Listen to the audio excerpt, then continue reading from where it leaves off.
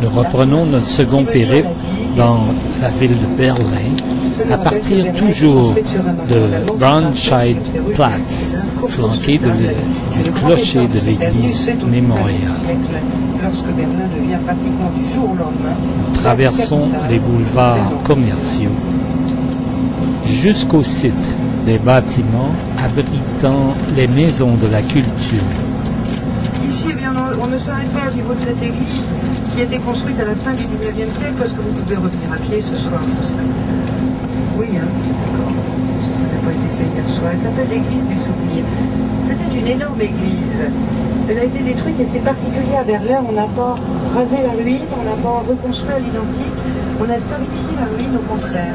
Au départ, c'était l'Empire et ses gloires qui commémoraient. C'était les faces de Berlin à la nouvelle riche au 19e siècle.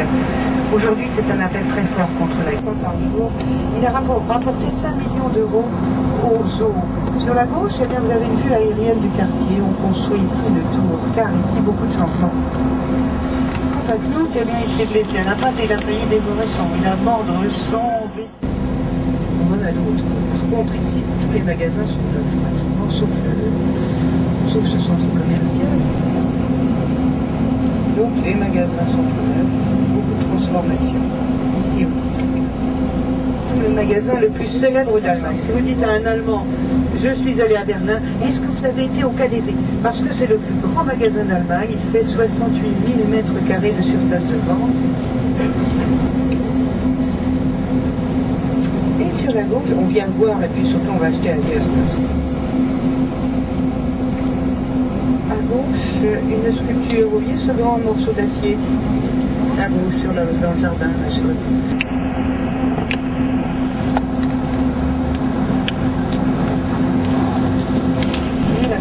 Il est assez récent, c'est le siège de la CDU, du grand parti politique que préside encore Angela Merkel. Il est tout seul, comme le Mexique, c'est le drapeau, là où il y a le drapeau vert. Et puis un très beau bâtiment enveloppé d'un... Nous longeons la fameuse rue commerçante, le Kurfürdenstrasse, flanqué d'entreprises, de magasins et de bâtiments modernes. Puis, nous approchons des bâtiments du Kulturforum avant d'aboutir sur le Potsdamer Platz. Les collections avaient été mises à l'abri de l'art pendant la guerre et nous sont retrouvés à l'est et à l'ouest de nos appareils pédagogiques. Qu'est-ce qu'il nous faut sur la droite? On va montrer le message quelque chose. Quelquefois le soir il y a des grands spectacles du cinéma en plein air. Pour l'instant, l'art français du 19e siècle du métropolitain de New York. Vous voyez le drapeau bleu-blanc-rouge à droite. On est très bleu-blanc-rouge actuellement. L'exposition s'appelle Les plus beaux à tous enfants.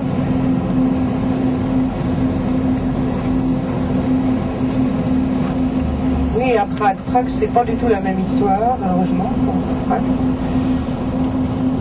Prague, c'est une jolie ancienne, magnifique entrepôt.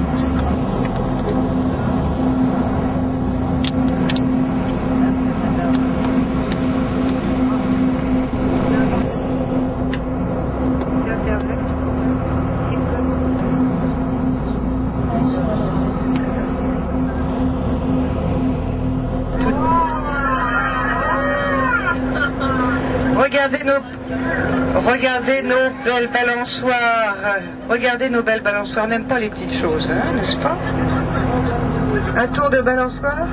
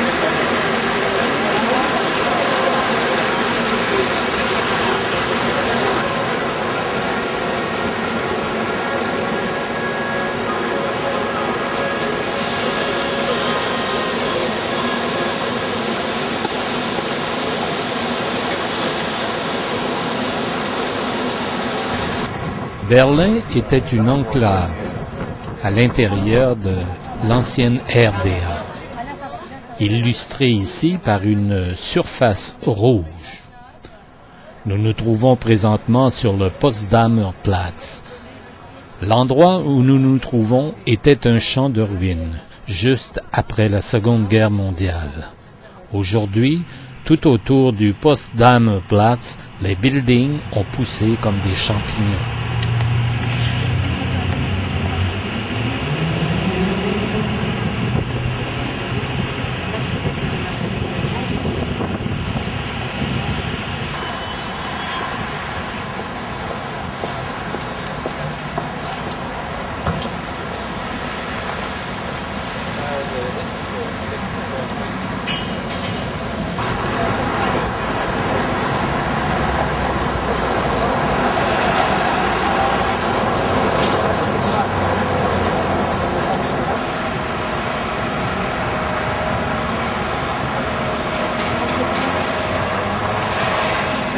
La prochaine rue a été très célèbre.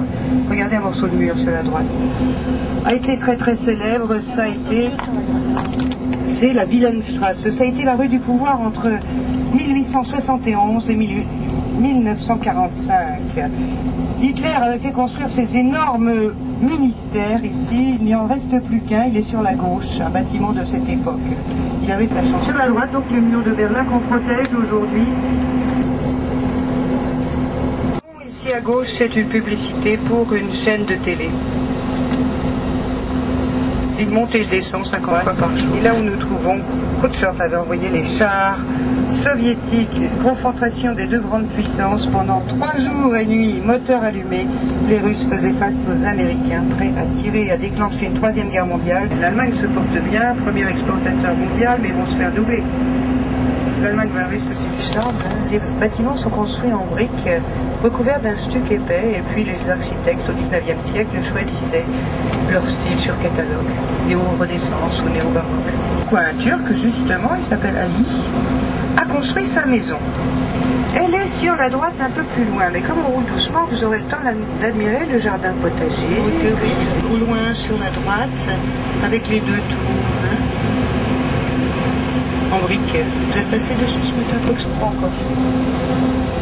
Et puis un bâtiment à gauche avec un drapeau assis à la direction. L'avenue Karl Marx est le symbole de l'époque communiste. Elle a gardé sa facture des temps, des bâtiments à caractère soviétique dont on a soigneusement préservé la facture.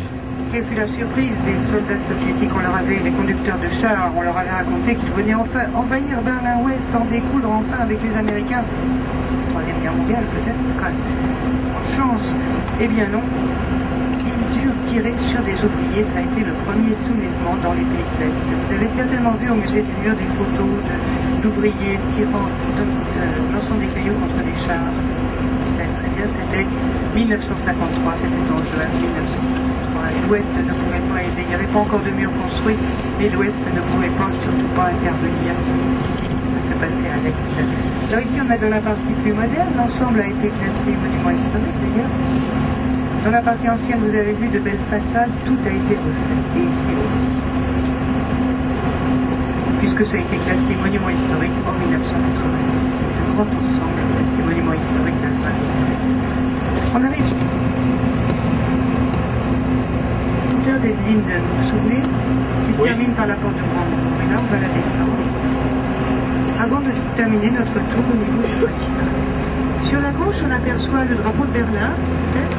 Peut-être. C'est un témoignage du passé de l'Est. Sur la droite, vous apercevez la coupole dorée, commanditée par Guillaume II, le dernier empereur, qui inaugure une enfilade de 5 musées appelés l'île aux musées. Un des plus célèbres, plus impressionnant, se trouve le musée de Pergame, un peu plus loin sur la droite. Il est en partie en bas de Schlossbrücke et le château, il n'y en a plus, ou pas encore.